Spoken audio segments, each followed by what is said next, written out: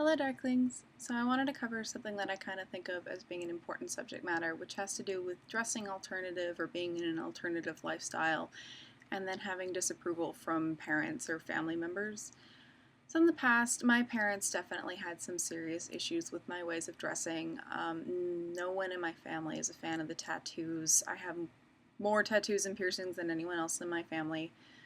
And it's always been a big kind of barrier, I guess, between familiar relations and myself. So I did get fortunate in the sense that my parents finally accepted this.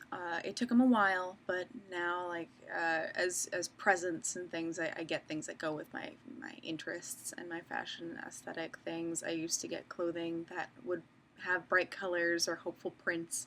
I think it was my parents' wishful thinking, and then they kind of caught on that that really wasn't going to work, and that I really was more comfortable dressing this way, listening to the music I listen to, researching the things that I research, and watching the movies that I do. It really does make me feel more comfortable to be in an alternative type of deal and to go for goth as opposed to normal, because I really am beyond understanding how to dress and act normal. I go to bloody art school. I mean, normal is definitely not on the agenda.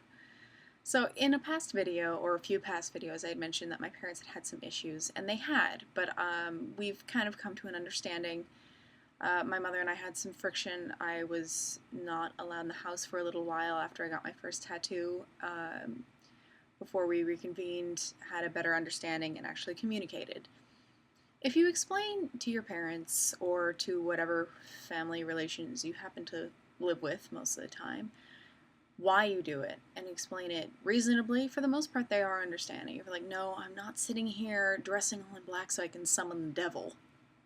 Yeah, generally speaking, that seems to be what goes through people's heads first. I'm unsure why people are afraid of something out of Christian mythos, but whatever. I like to explain things with logic, and sometimes my parents know how to deal with logic, and other times I don't. Emotions usually get in the way. One of the main reasons why I do not ever want to be a parent is parenthood seems to be comprised of fixing your parents' mistakes. So I do know that a lot of the ways that my mother chose to approach child rearing had to be with fixing things she deemed to be problems when her parents raised her. And I mean, by fixing your parents' problems, you come up with a new generation of problems, because your children are different people than you. That is not to say that my parents did a bad job in raising me or did a perfect job in raising me. They're parents, they're human, and they fuck up, but they do care about you. There are people that genuinely are fucked up and do not do things that are best for their children. I'm speaking from personal experience. I can't cover all bases. But in my experience, my parents do care, and even though they do not approve, with enough understanding, they did get around, and they did wrap their head around the idea of, okay, so she may not be normal, but it's not like she's burning down buildings or doing anything illegal.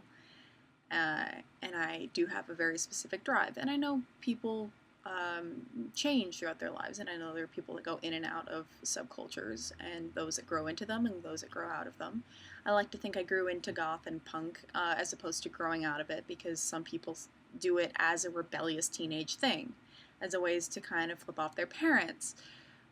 But I know there are also people that do it because they genuinely care, which is why I got into it. And I should hope that if you're one of my viewers, you are not doing it to just tick off a relative or, something to that effect, because that's really disrespectful for the movement, and it's kind of demeaning the entire purpose of having a subgenre by making it into a mockery and something that's ostracized by the general public. This is kind of super blah blah blah, but I hope that you get my point. Basically, if you are courteous and respectful to people, even if you dress in a way that could be considered frightening, I don't really think it should fucking matter how you dress. My general approach is I dress this way because it makes me feel better. It gives me self-confidence, it expresses kind of how I feel on the inside, that whole bullshit. And having tattoos makes me feel like a better artistic person, expressing my interests through my clothing and through body art and hair color is just my thing. And I know that isn't everybody's thing. So if you happen to be goth and you express yourself outwardly in a creative manner, it frightens people because it's an extreme way of displaying things. It's not what's quote-unquote normal. But if you are not part of the subculture, you still watch my videos. Thanks for sticking around to rants like this.